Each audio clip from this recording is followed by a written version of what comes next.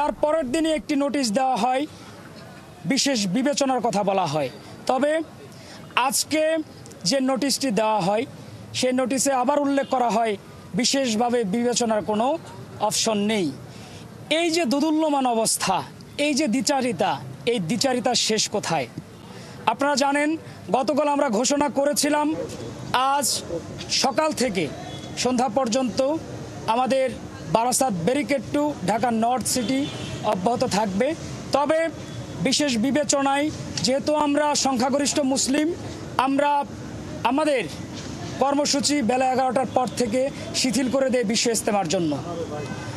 আগামীকাল যে বিষয়টি স্পষ্টভাবে উল্লেখ করে দেওয়ার জন্য আজকে আলোচনা করছি তা হচ্ছে সকাল 11টা থেকে রাত 10টা পর্যন্ত Barasat barricade two Dhaka north সিটির আমাদের কর্মসূচি চলমান থাকবে। এর আওতায় থাকবে মহাখালী, আমতলী, রেলগেট এবং link road, Gulshan link road. আমি আবারও বলছি, আগামীকাল সকাল 11টা থেকে রাত 10টা পর্যন্ত বন্ধ থাকবে। আমরা অবরোধ ঘোষণা করছি। অবরোধের অংশ হিসেবে থাকছে আমতলী, মহাখালী রেলগেট এবং গুলশান লিংক রোড। শুধু তাই নয়, আপনারা জানেন আমরা বারবার শুধু ঘোষণাই দিয়ে যাচ্ছি আমাদের অবরোধের কথা, এবং বিভিন্ন সময় রাষ্ট্রের বিভিন্ন দিক বিবেচনা করে আমরা শিথিল করছি। তবে আগামীকাল থেকে কোনো শিথিল হচ্ছে না। একই সাথে তিতুমিরের শিক্ষার্থীরা যেহেতু বিশ্ববিদ্যালয় আন্দোলনের জন্য সংগ্রাম করছে, রাষ্ট্র বারবার দ্বিচারিতা করছে, শিক্ষার্থীদের পক্ষ থেকে আগামীকাল সকাল 10টা থেকে অনির্দিষ্টকালের জন্য তিতুমির শাটডাউন ঘোষণা করা হলো। যতদিন দাবি মেনে না নেওয়া হবে, তিতুমিরে প্রশাসনিক কোনো কাজ, পরীক্ষা এবং এখানে প্রবেশ নিষেধ থাকবে।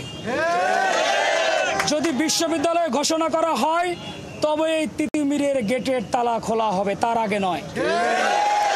আগামীকাল সকাল থেকে রাত পর্যন্ত যে সময়, এর মাঝে আমরা রাষ্ট্রকে বেঁধে দিচ্ছি যে কোনো সময়, বিশেষ করে বিকেলের মধ্যে যদি আমাদের সাথে যোগাযোগ করা না হয় এবং আমাদের দাবি, যেটি মূল দাবি, তিতুমির বিশ্ববিদ্যালয়কে রাষ্ট্রীয়ভাবে স্বীকৃতি না দেওয়া হয়, তবে মনে রাখবেন এটাই শেষ নয়। জনদুর্ভোগ তৈরি করবেন না, আমাদের বাধ্য করবেন না। আমরা চাই, গতকালকেও বলেছি, আমাদেরকে বাধ্য করবেন না। আমরা পড়ার টেবিলে ফেরত যেতে চাই। এই যে আমার পেছনে যারা অবস্থান করছে, যারা অনশনে রয়েছে, মায়া জিনিসটা কি তা হয়তো আমরা রাষ্ট্র থেকে দেখতে পেলাম না। 24-এর আন্দোলনের পরে একটা বিষয় আমাদের স্পষ্ট হয়ে গিয়েছিল যে শিক্ষার্থী বান্ধব একটি রাষ্ট্র হবে, যে রাষ্ট্র শিক্ষার্থীদের দিকে বিবেচনা করবে, তাদের নিয়ে চিন্তা করবে, তাদের কথাগুলো সারা বিশ্বের কাছে পৌঁছে দিবে। আমরা জানি হয়তো তিতুমিরের শিক্ষার্থীদের এই সময়ের আন্দোলনের কারণে অনেকেই মনে কষ্ট নিয়ে আছেন এবং অনেকে অনেকভাবে কথা বলছেন। আমরা আপনাদের সন্তান, আমাদেরকে ক্ষমার দৃষ্টিতে দেখবেন। রাষ্ট্র আমাদের সাথে ইচ্ছা করে দ্বিচারিতা করছে। এই দ্বিচারিতার শেষ আমরা চাই। আমরা চাই না আমার শিক্ষার্থী ভাইয়েরা রাস্তায় এভাবে কাতরাতে থাকুক। 3 জন অসুস্থ অবস্থায় হসপিটালে রয়েছে, তাদের দিকে তাকানোর মতো শক্তি আমাদের 35,000 শিক্ষার্থী নেই। আমরা দেখেছি ইতিপূর্বেও আপনারা বিভিন্ন জায়গায় রাষ্ট্রের দায়িত্বপ্রাপ্ত যারা রয়েছেন তারা গিয়ে কথা বলেছেন। কথা বলতে আসলে সমস্যাটা কোথায় এটা তিতুমিরের শিক্ষার্থীরা জানে না। অনশনের পক্ষ থেকে, অনশনরত শিক্ষার্থীদের পক্ষ থেকে 2টি দফা, আমাদের 3টি দফা ঘোষণা এসেছে। সেই 3টি দফা আমি আপনাদেরকে বলে দিচ্ছি।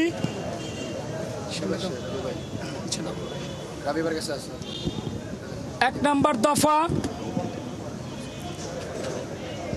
তিতুমির বিশ্ববিদ্যালয় রাষ্ট্রীয় স্বীকৃতি দিয়ে বিশ্ববিদ্যালয় একাডেমিক ক্যালেন্ডার প্রকাশ করতে হবে। শিক্ষা উপদেষ্টার বক্তব্য অবিলম্বে প্রত্যাহার করে তিতুমির বিশ্ববিদ্যালয় সহ বাংলাদেশের সকল শিক্ষা প্রতিষ্ঠানের আন্তর্জাতিক মানের উচ্চ শিক্ষা নিশ্চিত করে যোগ্যতা বিবেচনায় নিজস্ব প্রাতিষ্ঠানিক স্বীকৃতি প্রদান করতে হবে।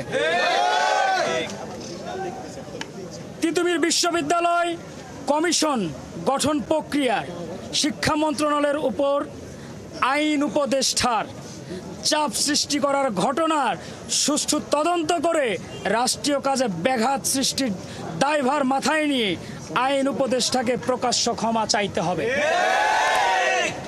আজকে যে বিষয়টি আপনারা দেখেছেন, আমাদের মাননীয় শিক্ষা উপদেষ্টা, তাকে আমরা ভালোবাসি, শ্রদ্ধা করি, তিনি যে কথাটি বলেছেন আসলে কতটা যৌক্তিক আপনারা ভেবে দেখবেন। কটাক্ষ করেন, সমস্যা নেই, গঠনমূলক সমালোচনা করার জন্য যোগ্যতা লাগে, যে যোগ্যতাটা আপনি আজকে হারিয়েছেন। রাজশাহী কলেজ বিশ্ববিদ্যালয় হবে কি না হবে তা বিবেচনা করার দায়িত্ব যদিও রাষ্ট্রের, তবে এভাবে তিতুমিরকে জড়িয়ে আপনার এভাবে কথা বলার অধিকার নেই। যদি না পারেন সরাসরি না করতে হবে, কিংবা এটা বলতে হবে তোমরা মরে যাও।